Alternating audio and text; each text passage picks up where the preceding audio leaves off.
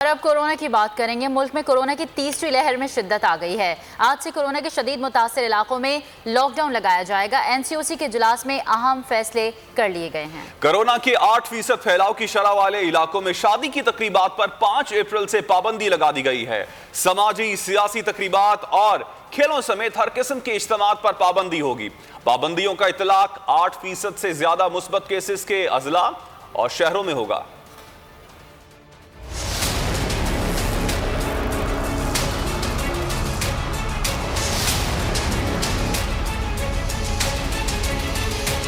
मुल्क में कोरोना के वार तेज, एनसीओसी ने अहम फैसले कर लिए। कोरोना से शदीद मुतासरा इलाकों में आज से लॉकडाउन लगाया जाएगा। वफाकी वजीर असद उमर की ज़ेर सदारत एनसीओसी के इजलास में कोरोना के 8% फैलाव वाले शहरों और जिला में शादी की इंडोर और आउटडोर तकरीबात पर 5 अप्रैल से मुकम्मल पाबंदी का फैसला। शादी की तकरीबात के अलावा सियासी जलसों जुलूसों, समाजी और खेलों की तकरीबात समेत हर किस्म के इज्तिमात पर पाबंदी होगी। एनसीओसी सूबों को कोरोना से शदीद मुतासरा इलाकों के नक्शे फराहम करेगी। सूबे वक्त से पहले पाबंदी लगाने के लिए भी बाइख्तियार होंगे। बैनुल सूबाई ट्रांसपोर्ट पर पाबंदी के हवाले से हतमी फैसला सूबों से डेटा की बुनियाद पर किया जाएगा। एनसीओसी के फैसलों के बाद इस्लामाबाद में पाबंदी आयद कर दी गई। डिप्टी कमिश्नर हमजा शफकात ने नोटिफिकेशन जारी कर दिया। 1 अप्रैल से शादी की तकरीबात समेत हर किस्म के इज्तिमात पर पाबंदी होगी। शब बारात पर इस्लामाबाद के कब्रिस्तानों में भी किसी किस्म के इज्तिमात की इजाजत नहीं होगी। मैयतों की तदफीन भी कोरोना एसओपीज़ के तहत होंगी। और कोरोना की मौजूदा सूरत हाल पर बात करने के लिए इस वक्त हमें ज्वाइन किया है डॉक्टर इब्राहिम यूसुफ ने। बहुत शुक्रिया डॉक्टर इब्राहिम यूसुफ बोल न्यूज़ को वक्त देने के लिए। मुल्क में कोरोना केसेस की तादाद में मुसलसल इजाफा हो रहा है। थर्ड वेव है। यकीनन ये न्यू नॉर्मल जो है वो लोगों के लिए आसान नहीं है। किस तरह इस रूटीन को अपनाया जाए स्ट्रिक्ट लॉकडाउन में? थैंक यू वेरी मच बोल न्यूज़ का मुझे बुलाने का करने के लिए। It's very important topic these के एनसीओसी ने बहुत अच्छा फैसला किया है कि अगर ये चीज़ अगर 5 अप्रैल नहीं और 1-1.5 हफ्ते पहले हो जाती तो और मजीद रेशियोज कम हो सकते थे। और लास्ट जो अभी रेशियोज 1 हफ्ते 1.5 हफ्ते में जो रेशियोज रहे हैं बच्चों के इन्फेक्शन के वो बड़ों से ज़्यादा रहे हैं। और उसमें तकरीबन 92 बच्चे इंतकाल कर गए इस कोरोना वार्ड्स में। और प्लस साथ में थाउजेंड्स ऑफ बच्चों के टेस्ट किए गए और टेस्ट में जो है जो कोरोना का टेस्ट है वो पॉजिटिव आया। साथ में हम जो टेस्ट जिन बच्चों तक हम नहीं पहुंच सकते, हर हॉस्पिटल में फैसिलिटी नहीं है, वहाँ पे हमने एक्सरेज देखे तो एक्सरेज हैं या जो हम टेस्ट करवा रहे हैं वो बहुत बुरे कंडीशन में आ रहे हैं जो हमने पुराने वक्तों में कभी नहीं देखे। और प्लस साथ में हॉस्पिटल के रेशियोज अडल्ट से ज़्यादा पीडियाट्रिक के बढ़ना शुरू हो गए क्योंकि बच्चों में इन्फेक्शन का रेशियो बढ़ गया। लोग समझते थे कि ये कैरियर है। हमारे डॉक्टर्स ने हमने भी पुराने रिसर्च के हिसाब से यही कहा कि ये कैरियर होते हैं, इनसे इन्फेक्शन नहीं लगते।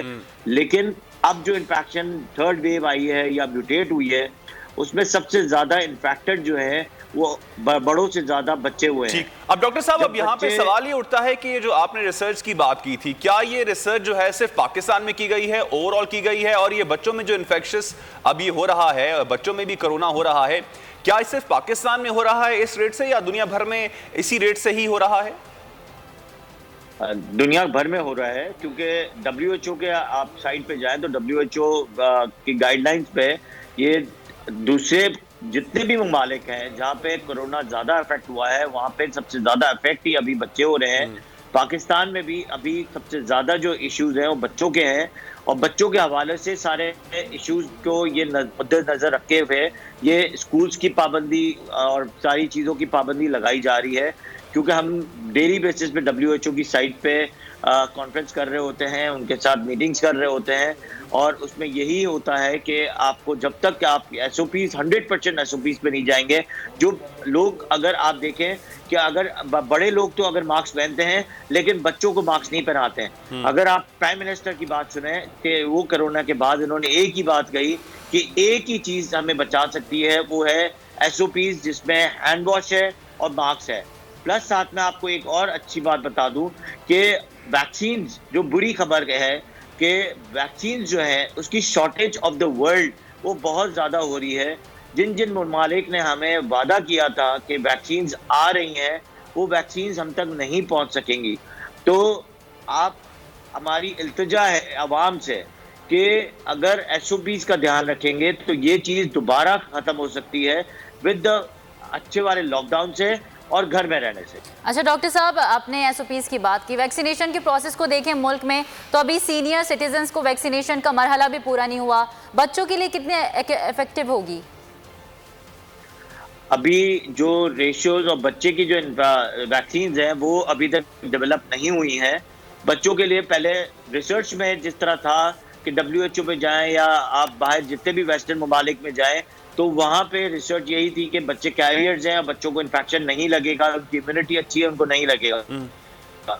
लेकिन इत्तेफाक की बात है कि थर्ड म्यूटेट के बाद इसने बच्चों को पूरी दुनिया में ज्यादा अफेक्ट किया है। तो अभी तो बच्चों की वैक्सीन ही नहीं आई, अभी तो जो वैक्सीन लग रही थी वो 16 ईयर्स के अबव लग रही थी, और अब जो रेशियोज बने हैं हमारे मुल्क में वो 60 अबव के हैं, और अब शायद 50 ईयर्स से अबव के आएंगे। डॉक्टर साहब, लास्ट क्वेश्चन आपसे पूछना चाहूंगा, इसका हल आपकी नजर में अब है क्या? अब क्या लॉकडाउन ही इस सारी सूरत हाल का हल है या फिर एसओपीज पर इंप्लीमेंट करवा दिया जाए तो वो भी काफी होगा?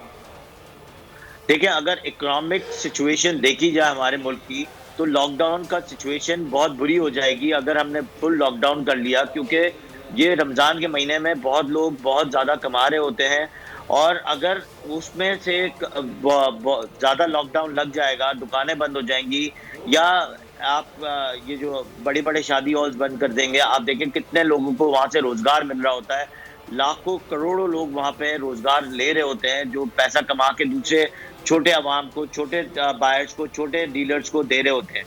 तो अगर लॉकडाउन 100% लगेगा तो बहुत बड़े माशियत में नुकसानात के चांसेस हैं, लेकिन अगर अवाम 100% एसओ तो ये रेट 60 to 70% डाउन हो सकते हैं, जो ये बड़े ही एसओपीज की ना पाबंदी करने पे है। एसओपीज फॉलो करने से रेशो में कमी आ सकती है। कोरोना की मौजूदा सूरत हाल पर डॉक्टर इब्राहिम यूसुफ बोल न्यूज़ से बात कर रहे थे। आपको बहुत शुक्रिया। सब्सक्राइब करें और बेल दबाएं ताकि कोई खबर रह न जाए।